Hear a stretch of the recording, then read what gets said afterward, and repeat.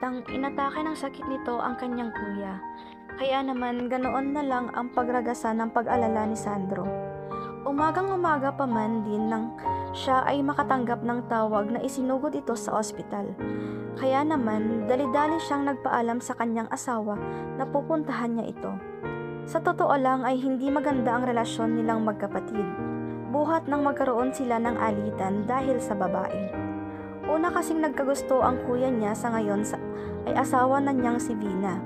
Ngunit sa di inaasahang pagkakataon ay sila ang nagkatuluyang dalawa. Buhat noon ay hindi na sila nag-usap pa ng kanyang kuya Leonard. Malaki ang naging pagtatampo nito sa kanya at anumang subok ni Sandro na makipagbati rito ay hindi pa rin ito natitinag. "Dok, kamusta na po ang kuya ko?" Tanong ni Sandro sa doktor na tumitingin sa kanyang kapatid. Stable lang lagay niya sa ngayon, pero kailangan pa rin natin siyang i-observe. Unfortunately, naging malaki ang damage ng atake niya. Kaya naman naparalisa ang halos buo niyang katawan at ngayon ay isa na siyang baldado. Sagot naman ng nasabing doktor na ikinabagsak naman ng balikat ni Sandro. Sa ngayon ay matyagang pag-aalaga at suporta ang kailangan niya mula sa kanyang mga kapamilya. Kaya sana ay maibigay niyo yon sa kanya.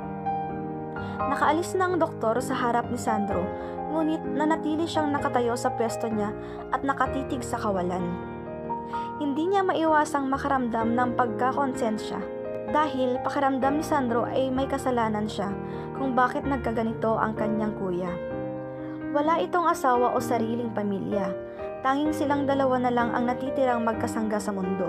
Kaya naman agad na nagdesisyon si Sandro na akuin ang lahat ng responsibilidad sa pag-aalaga sa kapatid. Mabuti na nga lang at malawak ang pangunawa ng asawa niyang si Vina. Kaya naman naiintindihan siya nito kahit halos ibuhos na niya ang atensyon sa pag-aalaga sa kanyang kuya. "Sandro, mahal, bakit parang ang lalim yata ng iniisip mo?" Tanong ni Vina kay Sandro. Isang araw na nakita niyang sapo nito ang sariling noo habang nakatulala sa harap ng mesa. "Iniisip ko lang kung saan ako kukuha ng ipambibili ko ng maintenance ni kuya, mahal. Ubos na kasi ang ipon niya. Kahit paanong pagtitipid ang gawin ko, iyong kita ko naman, natatakot akong hindi iyon sasapat dahil marami rin tayong gastusin dito sa bahay." Problemadong sabi ni Sandro sa asawa. Puno ng pagsuyong hinaplos ni Vina ang mukha niya, saka siya nito binigyan ng matamis na ngiti. "Huwag kang mag-alala, mahal. Tutulungan kitang magtrabaho," sabi pa nito. Saka isiniwalat sa kanya na nag-apply ito sa isang home-based job. Laking pasasalamat naman ni Sandro sa asawa. Dahil doon, nairaos nila ang pag-aalaga sa kanyang kuya. Ngunit, ganoon pa man ay hindi pa rin naging sapat yon dahil habang tumatagal ay tila lalong bumibigay ang katawan nito.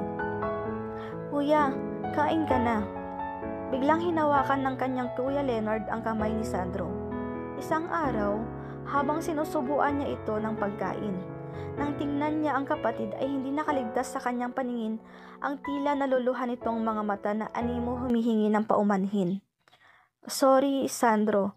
Maiksi lang ang mga salitang na kaya nitong sambitin. Ngunit para kay Sandro ay punong-puno na iyon ng ibig sabihin.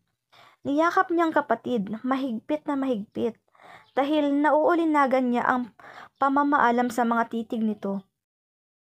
"Pagod ka na ba, kuya? Gusto ko pa sanang lumaban ka, pero kung hindi mo na kaya, pakakawalan na kita." Umiiyak pang sabi niya at doon ay nakita niyang napangiti ang kanyang kuya.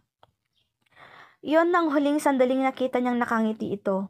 Dahil kinabukasan, paggising nilang mag-asawa sa umaga, ay nakita niyang wala ng buhay ang kanyang kapatid. Matapos ipalibing ni Sandro ang kanyang kuya Leonard, pakiramdam niya ay katapusan na rin ng kanyang mundo. Wala nang kanyang nag-iisang kasangga. Pagkatapos ay baon pa silang mag-asawa sa utang. Ngunit isang abogado ang biglang kumatok sa kanilang pintuan. At doon ay ibinalita nito sa kanya ang huling habiling iniwan pala ng kanyang kuya Leonard, bago pa man ito atakehin ng kanyang sakit. Iniwan ni Leonard sa pangalan mo ang lahat ng kanyang ari-arian, pati na rin ang lahat ng natitirang ipon niya sa savings account na talagang inilaan niya para sa iyo, Sandro. Nanlaki ang mga mata ni Sandro sa nalaman. Ngunit maya-maya pa ay napuno ng iyakan ang silid kung saan sila nag-uusap. Labis ang pasasalamat ni Sandro sa kapatid.